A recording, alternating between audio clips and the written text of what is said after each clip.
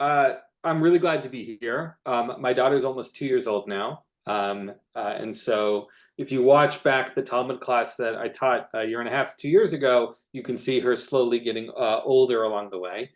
I'm really, really grateful to be back with all of you. And for those of you who haven't gotten a chance to learn with me before, I'm excited to be with you for the first time. I have a special place in my heart for this the B'nai Yeshurun community, so grateful to be here.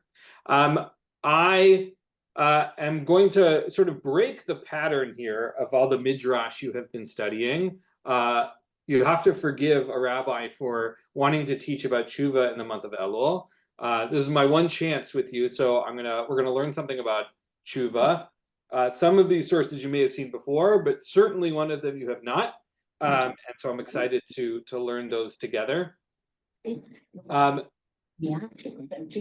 people hear me okay? Yeah? Wonderful.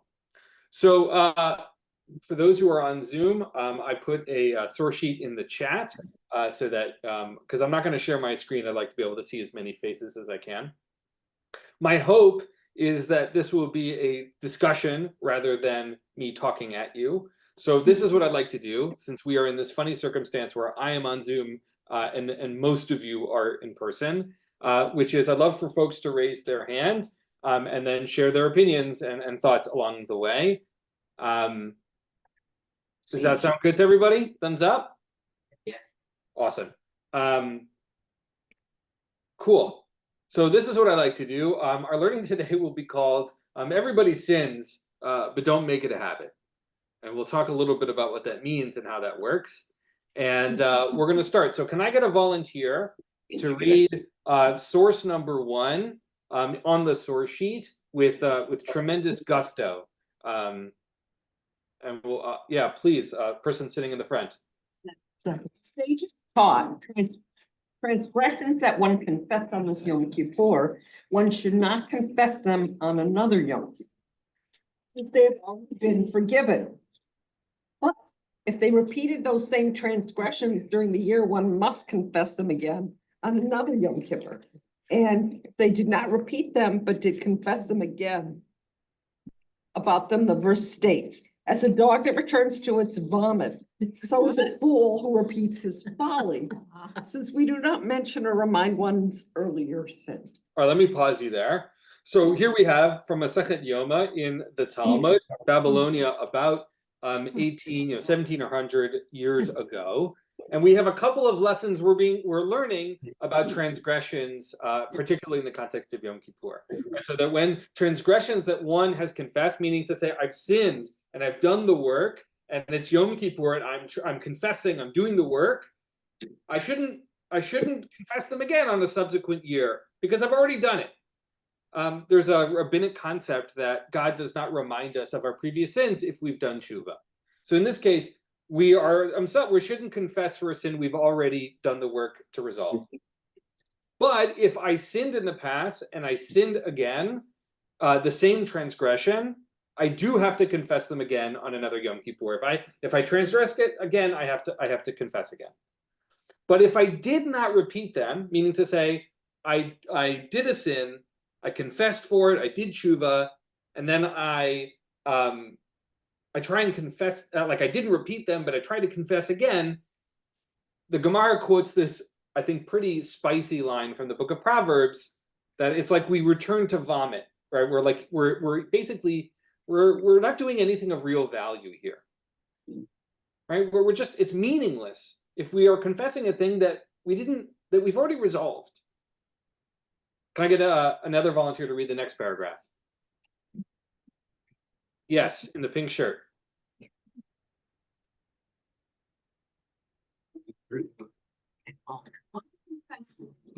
Oh, sweet.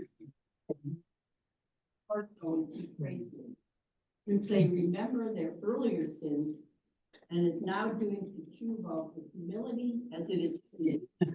For I know my transgressions and my sin is ever before me. Amazing, right? So Rabbi Eliezer ben Yaakov gives us a little bit more nuance here, which is, let's say I sinned really, really a long time ago, and I'm just now really getting to the work. Like, it's a good thing to confess a sin. I've done right? That I'm doing the work now, even if I didn't do it before, and that's praiseworthy, right? Because I know my transgressions or my sin is ever before me. That's one way to look at it. Another look at it, Rabbi Eliezer ben Yaakov says, is like, you know what? We do bad stuff. We should confess. Like, if you confess, that's a good thing. There's different ways of looking at that particular text. It's really hard. I can't recognize faces over Zoom. Everybody's a little pixelated. Person who read in the pink, could you read the next paragraph for us? Sorry, I caught you while you were chewing. Meaning like a dog that returns, they should stand in Rav Huna. As Rav Huna, when a person commits and repeats, it is permitted to. Mara is surprised. Can it enter your mind that it is permitted to them because they have sinned twice?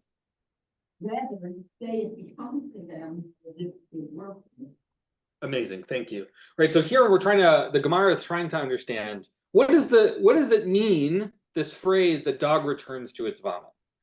And Rav Huna gives us a really powerful explanation here, right? That when a person commits a transgression and repeats it, it's as if it was permitted to them, right? It says first, it is permitted to them, and the Gemara is surprised. What, you could say that a sin, if you keep doing a sin, it's like as if it's permitted? It's like, no, it's as if it's permitted, meaning to say, right, if I jaywalk and I don't get caught, I don't feel bad about it, and I do it again and again and again, jaywalking's not going to feel like I've done anything wrong. Now, we might have our own personal feelings about jaywalking. That's totally fine. Right? If I decide, I'm going to choose the silliest example. If I decide, right, if it's important to me to make my bed in the morning, every morning I don't make my bed, it feels like, okay, I don't need to make my bed. It's not important. Right? That's what we're learning from this text. I'd love to hear some thoughts. What do people think about this Gemara? Yes, in the back.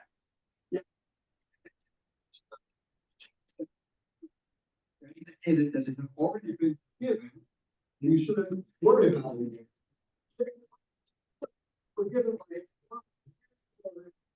way, certain ways of his acceptance of forgiveness, and you're still holding it. So I'm surprised around it anyway. What's that?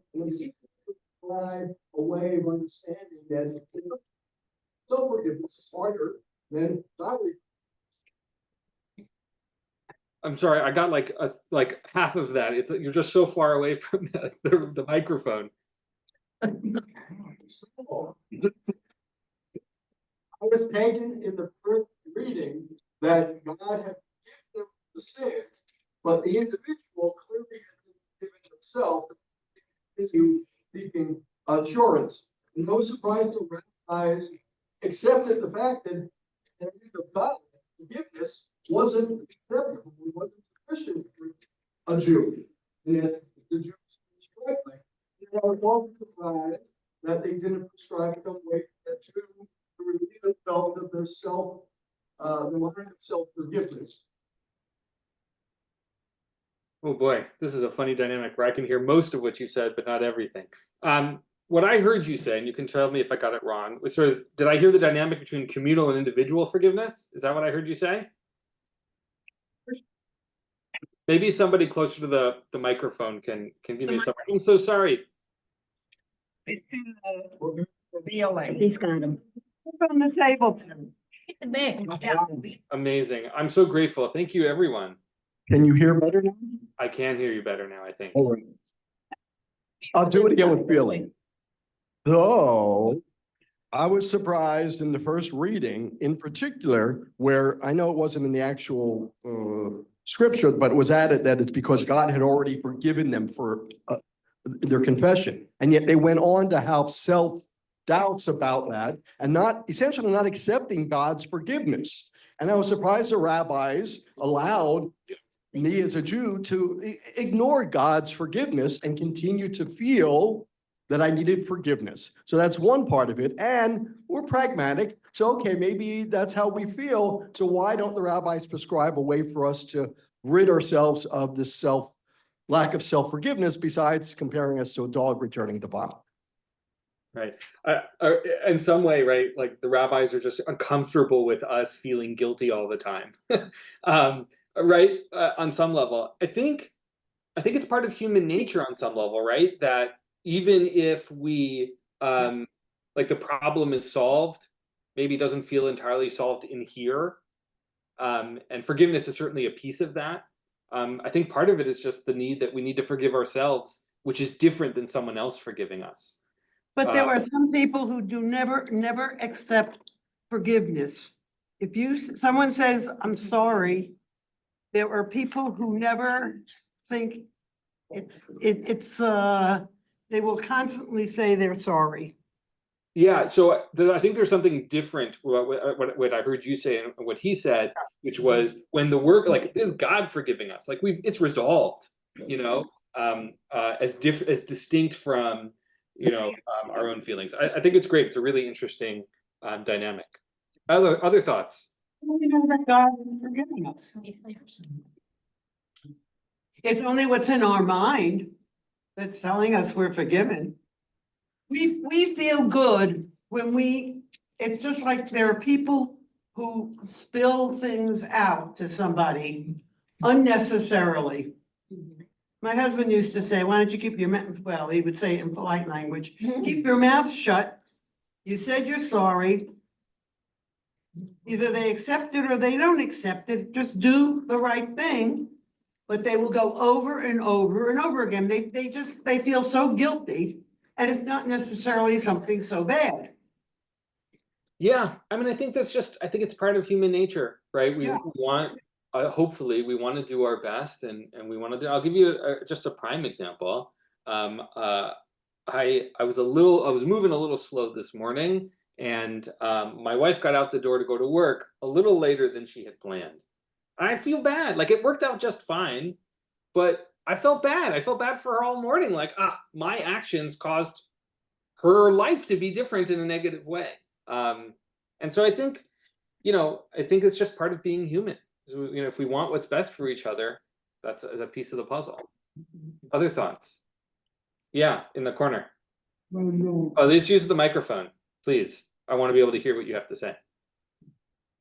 Yes, when we thought when you say. You turned it on.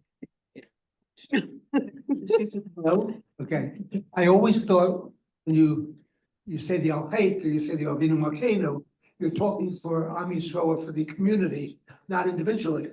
If you're talking for the community, yes, you're asking for forgiveness, but because we're a large community, there's no way that things will not be repeated somewhere, somehow by someone. So therefore, you're never absolved from asking for forgiveness because things are constantly happening as a part of a community. Yeah, right. A wonderful point that our liturgy has it in the first person plural. It's us. It's our sins, not just my sins.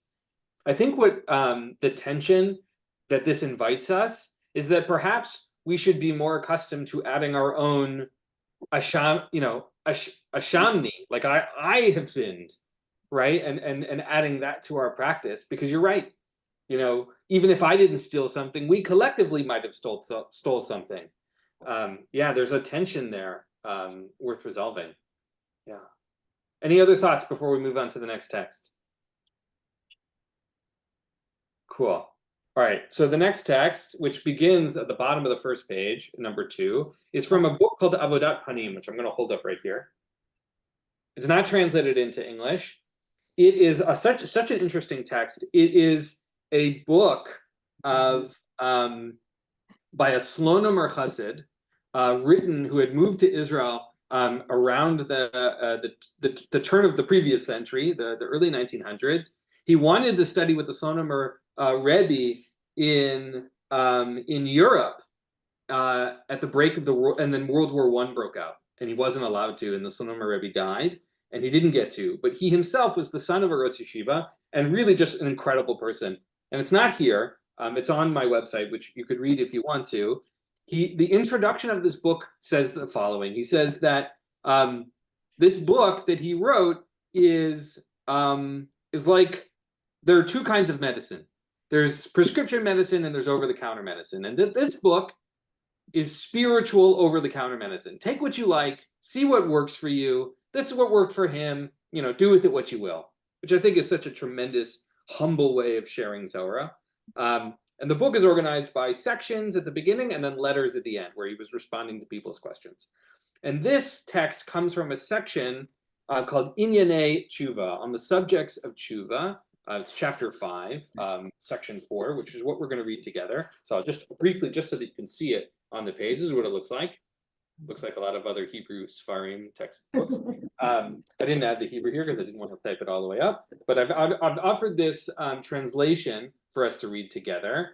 And it comments, as you'll see in the first sentence, on our section from the Talmud.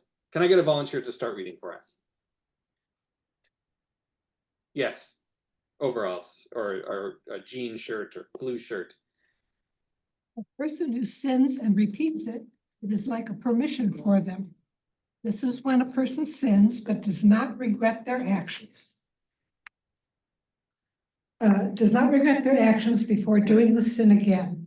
But if a person does teshuva and regrets their previous actions, the two sins do not combine into a habit. Okay, great. So here he's offering, I'm going to have you read it again in a second. Here he's offering a little nuance, which is this permission feeling, this thing that if I'm repeating it, it's when I haven't regretted it in the middle.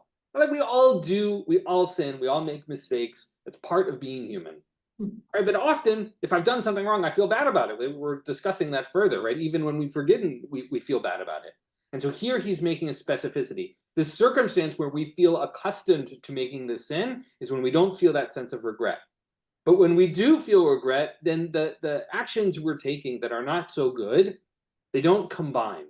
And let me just pause for a moment. There's this concept in halakha that like food and other items combine when you're measuring them out. So for example, there's a measure of the minimum amount of food that it takes to have broken your fast if you eat on Yom Kippur, right? So they're like, if you had a nibble, it may not count. It's like not quite enough. It doesn't hit the minimum threshold. But if you eat that minimum amount over a certain amount of time, it combines into one thing. So he's playing with this language, right? The same thing is true in Passover, where if you eat a certain food at a certain matzah, if you eat a little bits of matzah, it like combines into the total amount you need, the minimum threshold. Here he's using that same metaphor, the same concept, that these sins sort of combine, they meet starfin, they join together. All right, keep reading for me. We're on the second side of the page now. And what does it is like a permission for them mean? This is when a person does not have the whispers of teshuva about their actions. Because when a person sins once, the division develops between them and God.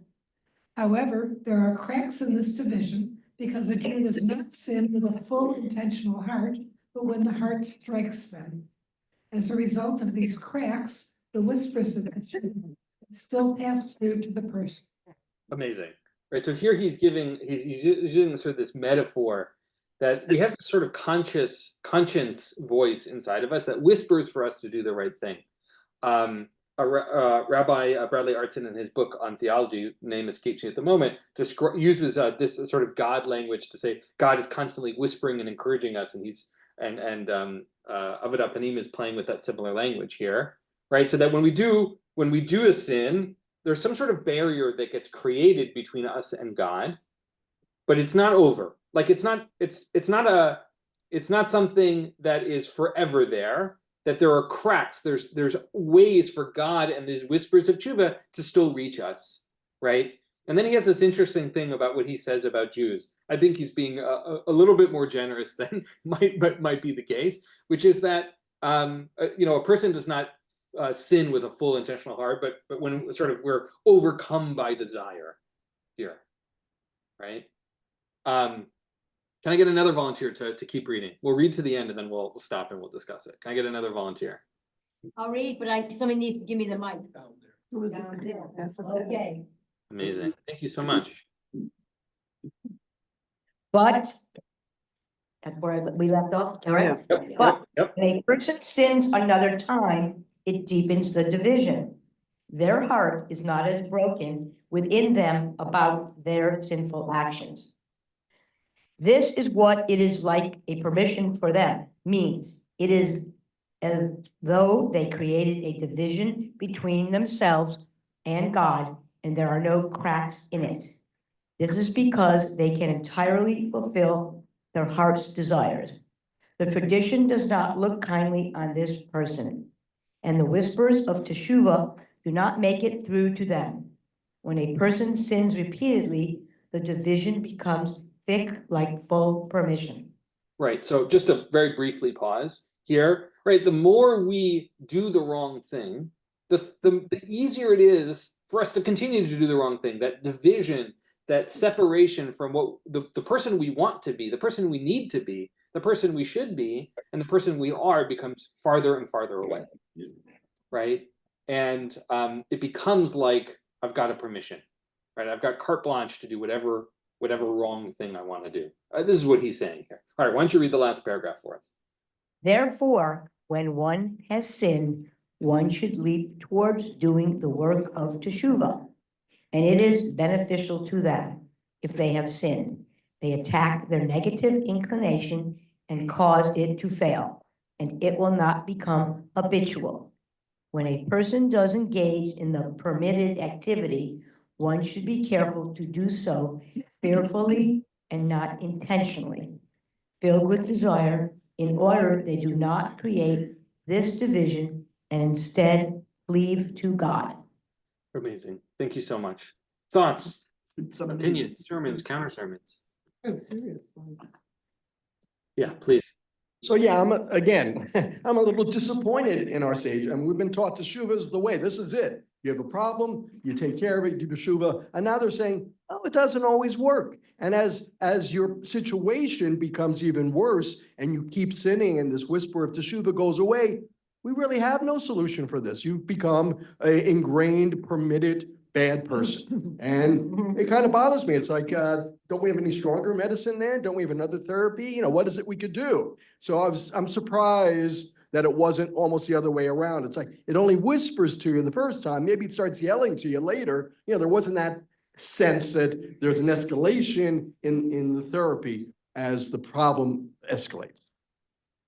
Yeah, I mean, I think he would say that the more permitted this problematic action feels, the greater we have to attack it. The greater the therapy, using the word that you used, right? That we have to treat this this challenge. So I do think that he would say that, but he uses very negative language here as opposed to positive language. You're absolutely right about that. Other thoughts? Oh.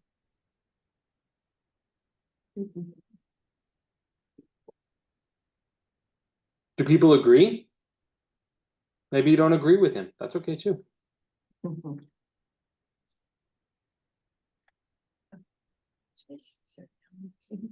In no way are they offering any help to the people who have sinned. You know, we don't say, okay, let's help you overcome your evil inclination in this case. But it's up to that person. Okay, you said you're sorry, but you really, in a sense, you don't know how to correct it. It's something you think is right and it's hard to correct. You find it hard to correct. And we're not, yeah, God can forgive you all you want, but he hasn't, you may not even know what you're doing that's wrong. You may know you did something wrong, but the real reason you're doing it. In other words, we can curse somebody, but we don't know why we're really cursing them. Sometimes it's something psychological. You know, you can read what you want. As I said, there are people who, well, I can't talk about it now. No, we were having a discussion, but I can't discuss it in public. That's fine. I think that you're right that the Avodat Panim in this particular unit of text does not provide us a pathway forward. And we're going to get to the next text because I added it because of that exact same thing. We're not going to read it yet. I mean, no spoilers. So those of you, as soon as I've said it, I know that half of you are like, oh, what does the last one say? So hold off if you can. But you're right. I think what the Avodat Panim here is doing is being descriptive rather than prescriptive. Right? He's describing something, a truth about how we walk through the world, which is that when we do things that are harmful, whether it's to us or to God or to other people, we create distance and barriers between us and those people and God and ourselves ultimately. And I think he's being descriptive rather than prescriptive. Yeah. What would happen if the deed that they did has become known and there is a response from people around him where he gets negative response and he is being punished by the people around him? And does he feel forgiven? He may not be forgiven because it may be something that is lasting. And Well, I so- guess help me understand. Are you talking about someone who's being held accountable for their bad actions? Yes, Or by the people around him or the Yeah. people who did the bad actions too that create a situation where he's really feeling, oh, like I really blew that one. yeah, I think putting aside a matter of degree here for the moment, I think accountability fundamentally is something that tshuva includes.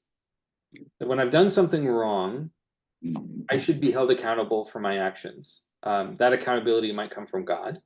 It might come from the person who I've harmed. Holding myself accountable for when I've harmed myself, right? I might be doing something that is not in my best interest, right? If I'm going to eat chocolate bars every single night at the end of the night, I got to hold myself accountable for eating so many chocolate bars because it's only harming me in that particular circumstance, right? So I think it's important that we recognize that accountability is part of tshuva, right? The place where I think forgiveness plays a role in what you said is that once a person has been held accountable and they have done what they need to do to create the reparation that's possible, sometimes it's not always possible, Yeah. then we have to decide. I think the tradition would say, once someone has done tshuva, they've done tshuva. We should move on. It's like that first thing in the text, right? I've already confessed it. I've already done the Yom Kippur stuff. I don't need to be reminded anymore. Like, let's move on. So there's some part of that's true, right? That once a person is held accountable and they've done the reparations that are possible, the system seems to suggest that we should move on as best as we can. Now, we know that sometimes the reparation is not possible and that harm is lasting. And forgiveness, that full tshuva may not be entirely possible. That's why in Maimonides it says sometimes there are things that really only a person's death is really is the end. Like you can't do any more than that, right? That once you've died, you're done, right? There's like the reparation you can do with a person. There's Yom Kippur that plays a role. There's death. It's worth reviewing Maimonides' Hilchot Tshuva, which speaks to this. So I think the system believes that it's possible for us to do tshuva, and the question becomes whether or not we as human beings can accept that's really possible. And I don't know that it's easy. Yeah. Yes. You're on my left, but I think you're on the right side of the room. No, I think most people, when they do an act of tshuva, are sincere, but it doesn't mean it's going to be forever because they're human and they may repeat it inadvertently. They have promised themselves they would never repeat that particular sin again, but here you are. So is that forgivable? Can you have tshuva for that the next Yom Kippur? Yeah, I mean, I think the Gemara would suggest that the answer is yes. If you've done tshuva and you've encountered the same scenario and you've still made the same mistake, like because you're human, not because you intended to, then you start the process over on some level. If we look back at if you flip the page and you look back at the first few sentences of the Avodat Panim, he uses the language of regret, right? That if I've done something wrong and I've tried to do tshuva, or even if I haven't done full tshuva yet, but I regret it. I know that it was wrong and I'm attempting not to do it again. Even if I do, they're not the same, right? There's not like one giant habitual act that I'm doing. I have a sense of regret, a desire that I haven't done it again. And so I think the tradition recognizes the fallibility of humans while also saying we should be careful, right? We shouldn't barrel in towards our sins. We should be cautious. Fearful is the language that with yira is what the Avodah Panim says. Yeah, what were we going to say? Yeah, were you saying that eating chocolate every night is a sin?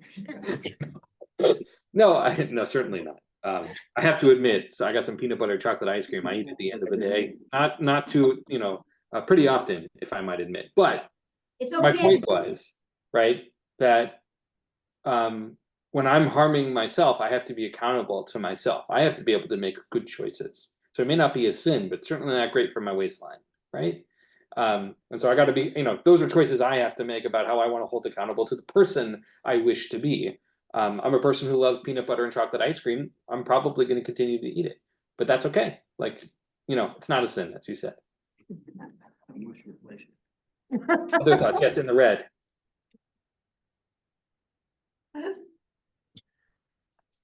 So I'm kind of new to this group and I don't know if they've discussed this before, but I always thought there were two parts of forgiveness. You have to ask the person you've hurt for forgiveness, and the other part is asking God. And I think most of what we're reading now is about between you and God, not between you and other people, with the exception of, being put in jail or whatever. I mean, I still think that even if you've been put in jail and paid your term or whatever, then you still need to be forgiven. Yeah. So I want to make a clarification. So I think that there are quite a number of steps around doing tshuva. Rabbi Danya Rittenberg's book came out last year. Is really a quite good one, and it is informed by, although not exclusively, by Maimonides' Hilchot Tshuva, well worth reading all on its own. In which we accept that we've done something wrong, we admit it, we make reparations, we ask for forgiveness and things like that. So there's like that whole set of steps we take around how do I repair the thing that I've done wrong. And what you've identified, I think I would classify as sort of like, there are categories of our actions. There's the actions or sins, let's say, right? Ben Adam lechaveiro, the things that we do that harm another person. And Ben Adam lemakom, the things that we do that are between us and God, right? They don't necessarily harm God the way that we might harm another person, but they're certainly not great, not good for the relationship. Let's put it that way. When I worked at a synagogue, I used to run high holiday programming for kids. And what I would do is I would write down, we had like an activity where we'd have a list of different sort of negative activities they could do, getting into a fight with my sibling, eating, trying to eat dessert without eating dinner, whatever the things were. And the question that we asked them, that we posed them, is which category is it in? Is this between you and another person, or is it between you and God? And here was the trick, which is the answer is usually both. Right? Like the answer is that most things that we do, certainly against other human beings, are also ultimately about our relationship with the divine, where if we see that the divine is in each and every other person, when I've done something wrong to another person, I've harmed my relationship with the divine. Look, if I don't daven the Shema in the morning, probably not going to hurt anybody, right? So that's really between me and God. That's like its own thing. But I think most times when we have harmed another person, we've harmed our relationship with the divine as a result. And so I mention this only because I think it highlights that these things are deeply, deeply interconnected. The language that the Avodah Panim uses is certainly around our relationship with God. And I think he's speaking to that dynamic, which is to say, if I don't see my neighbor as a full person and I do something to harm them, right? Like I've denigrated that person, like a human being, in my heart. Like, what does that say about my relationship with God? It creates a division, not just between me and God, but me and all humans, right? Now, I'm using pretty stark language, right? But I think it's the whole point of this is that it starts small and it gets bigger and bigger and bigger over time. But it's hard, right? Like, we're humans, so like we do wrong stuff all the time. That's just sort of what it means. Yeah, thank you for adding that. Yes. please. So Saturday morning comes. The first thing I'm gonna do is go in the bathroom and turn on the light. And the second thing I'm gonna do is I'm gonna take a hot shower. And then I'm gonna dry off. And then I'm gonna go to the next bedroom so I don't turn on the light in my bedroom. And I'm gonna get dressed. I'm gonna go in the kitchen and I'm gonna toast my half a bagel.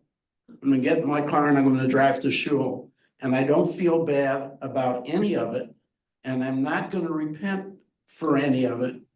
And come Shabbos Yom Kippur, I'm gonna do the same thing except the bagel. And Really? I don't know how any of this applies to me. Well, this is a wonderful discussion of personal practice that you should talk about with your own rabbi. It's not something I want to wade into remotely. But I think the point is, here's what I want to draw out what you said, which is you gave a very specific list of actions. And that's a really good practice. That's a good practice. Maybe it's not, these are not things that you're concerned about, but doing that kind of, that detailed accounting about what does my life actually look like? Not what I imagine my life to look like, but what does it actually look like? That is deeply, deeply powerful. Like that's really the work that we should be doing. You use the right Shabbat Yom Kippur. It's like no perfect Shabbat Shabbaton. There's no better time than to really sit there and say, huh, what did I do this year? Like what actions did I really take, right? How many lights did I turn on when I shouldn't have, right? And I don't mean it for Shabbat reasons. I mean, you know, maybe I don't want to turn on my light because I want to wake up my wife first thing in the morning, right?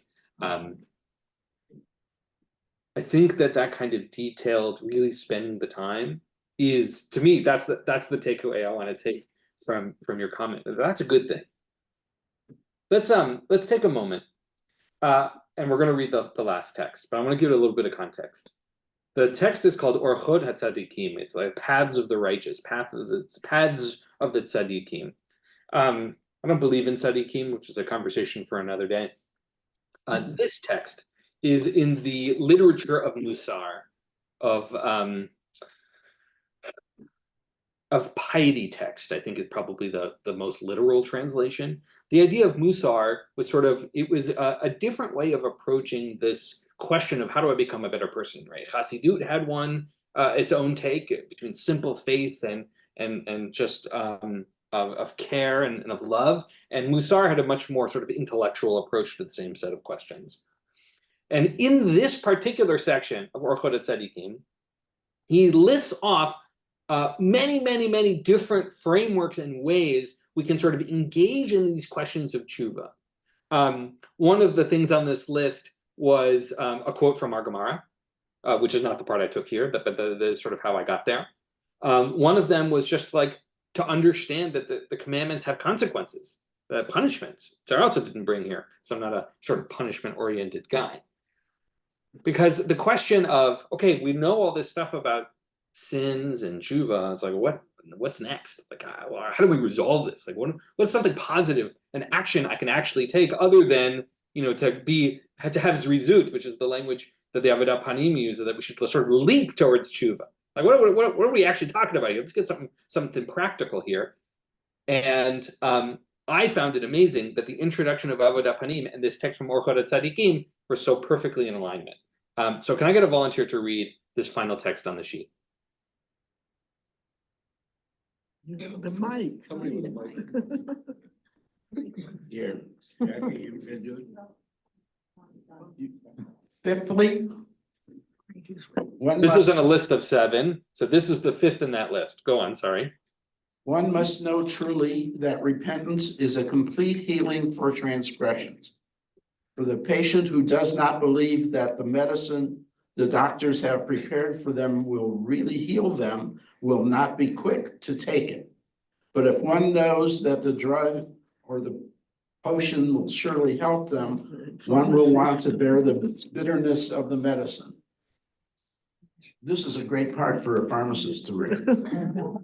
Thus, if one is certain of the worth of repentance, they will desire to reach the high level of repentance. Amazing, thank you. So here's what I I want to pull out. So here's what is he really saying here? He's saying you actually have to believe. This is there's another text by Avodat Panim that I taught on Tisha B'Av this past year, which is just by sheer chance that these things sort of say the same thing, which is you actually have to believe that tshuva is possible.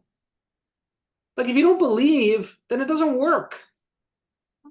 And that if you believe, and you really recognize that doing the work of self-improvement, of doing the work of reparation, doing the work of tshuva, it's actually a really good, healthy, wonderful, valuable thing, and that you're better off for it as a person. Because if we avoid it, if we tell ourselves, ugh, this is going to be so painful, and it's not even going to be better afterwards, then we're not likely to do the work.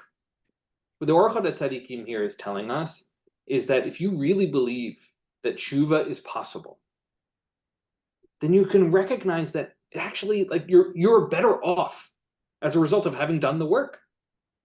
And you're much more likely to then do it. And if you do it, then you're like better off as a human being. And so I guess for me, what I want to sort of, we can discuss it as a group here, but for me, I want to just like highlight for you is part of this is about belief, is like a choice to be able to say, actually, tshuva is a good thing. Like not just in words, but as humans, like this is a good thing for us. What do people think? Yeah, please. I think it's a very good thing. You do something bad and it nudges you. It doesn't let you live peacefully and quiet. It prevents you from sleeping sometimes.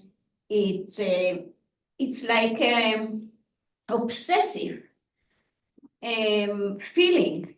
And so when you can get the tshuva and really repent for it, it makes you feel better also.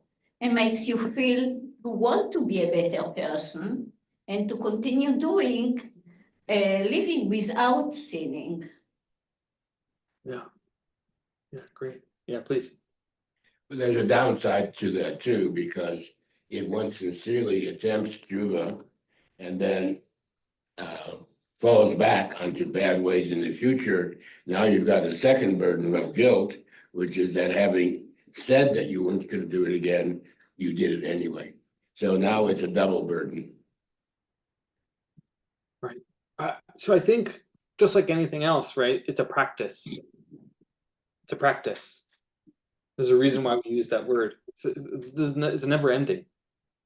From the day you're born to the day you die, we are all in the growth part of our development as a person. We're gonna make the same mistakes over and over and over again, and the best thing we can do is just do better next time, right? Rambam uses the language of a full tshuva, which is when you encounter the same scenario, you don't make the same mistake. I think that is still possible. I'll give you an example. This is a bad habit of mine. Again, I'm admitting a lot of things on this call, clearly. Chocolate. Yeah, chocolate, peanut butter and chocolate. I got to tell you, I have a challenging relationship with the management of my house. I rent, and every time I get an email from them, especially when I need something, it's like an aggravating, painful experience. And everything, the thing I want to do most is email them back something really angry, like how dare you do this thing, to me. And when I was much younger, I didn't have the wherewithal to stop myself. I would just send the angry email. But like in the many times I've made that mistake, I eventually learned that's actually not a good way of doing things at all. And I tell I count to 10, I walk away, I don't write that email. I encounter the same scenario and I act different. That one's not such a huge deal, right? It's not like a sin in the same way as perhaps something else might be. But growth is possible. And so I think if you, as I said, like if you believe it's possible, then it's possible. Then like you can do it. The guilt is a secondary thing, which is if you believe it's possible, then you don't have to feel guilty. I don't know, something to think about. Other thoughts?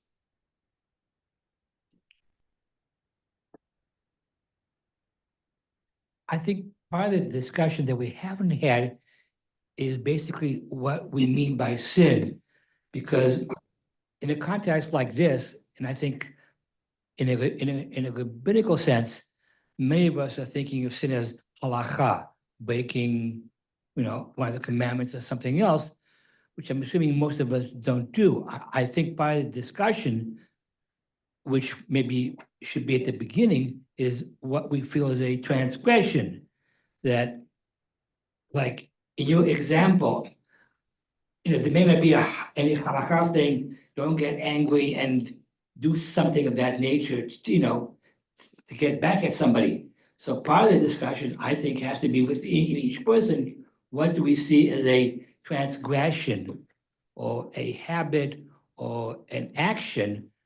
Because I think the word sin is much too strong. I think most people don't think that they're sinning, and they don't feel that they have anything to be sorry or guilty for, but rather what actions. Have they slighted somebody? Have they forgotten somebody? Have they been unkind? Have they not done, or have they done something that may not fall in the category of sin, but is simply something they feel was not correct and should be changed? And I think once people begin to have that kind of a discussion, I think it may be a little bit more meaningful as to how they proceed from there.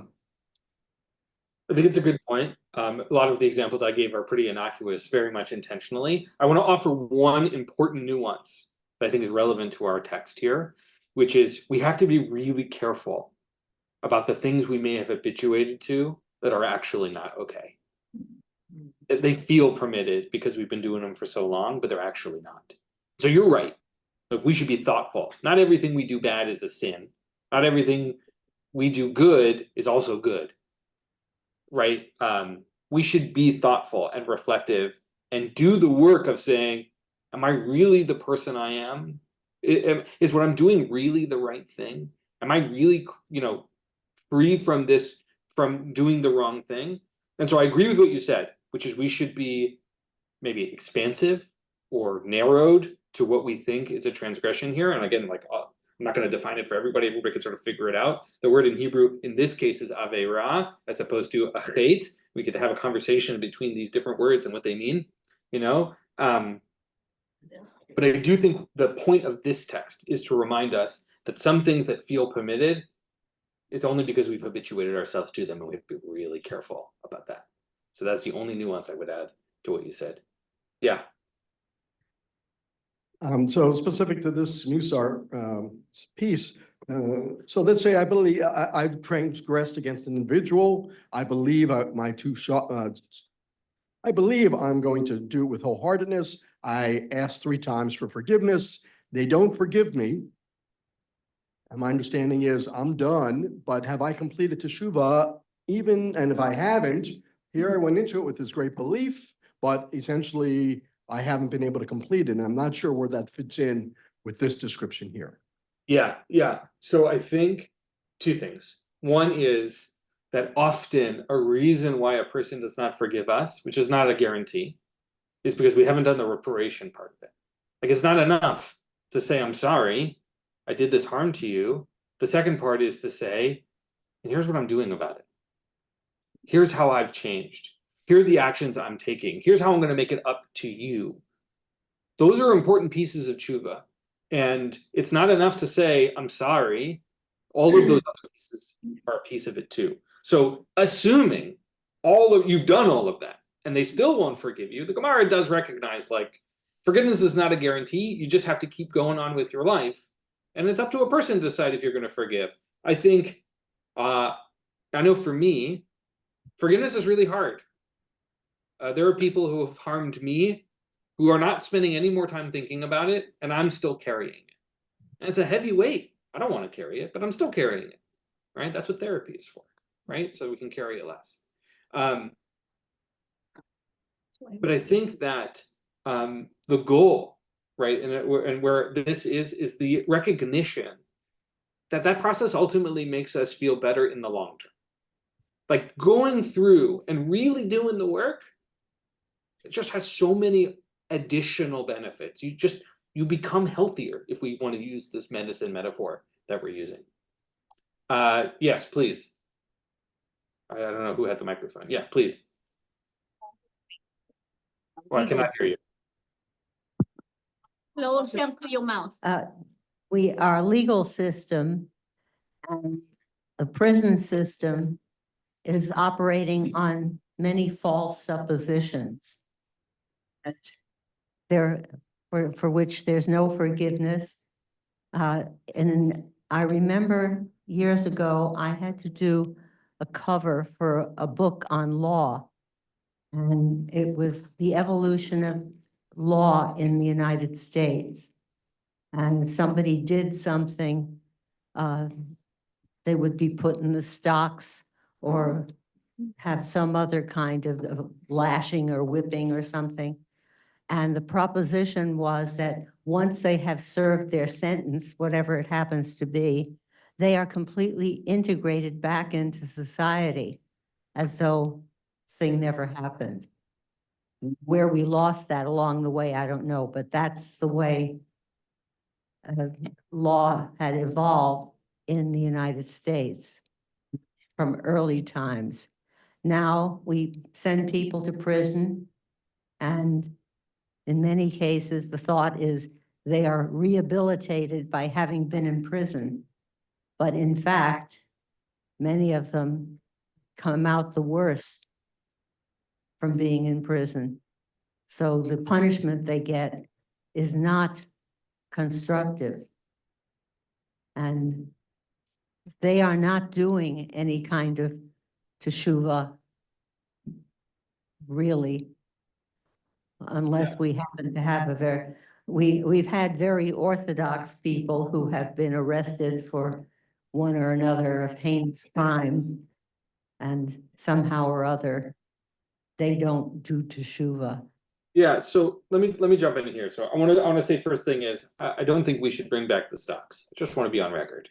I don't think we need to do that. I do agree that our system of incarceration and mass incarceration in particular is really about punishment and not about redemption of helping people become their best selves. And clearly, the evidence shows that it's broken. The system is broken, and it harms a tremendous amount of people, turning people who have perpetrated crimes into victims themselves in a lot of ways. And so I would agree. Look, I'm no expert in our legal system or mass incarceration, but I think the evidence is very clear that the system is broken and that there needs to be changes for the sake of everyone involved, both people who have been victims of crimes and for those who are perpetrators of crimes who need to be able to find their way back into human life again, to societal life again. I think the truth, I think for us, as we sort of end our hour here together, is twofold. One is that we should be careful around allowing ourselves to become complacent, not just with others, but with ourselves. That we have an opportunity to grow and to pay attention to our own actions. And the second thing is that whenever possible, we should leap at the chance to do tshuva. And even though it's hard in the middle of it, the medicine is worth taking. We're better off at the end. And to believe that it's possible is really the whole key. And in another text by Avodat Panim, I summarized it by saying, if you believe change is possible, you're right. And if you believe change is impossible, you're right. It's like a tremendous power of belief in Judaism that we don't talk about that is really relevant here.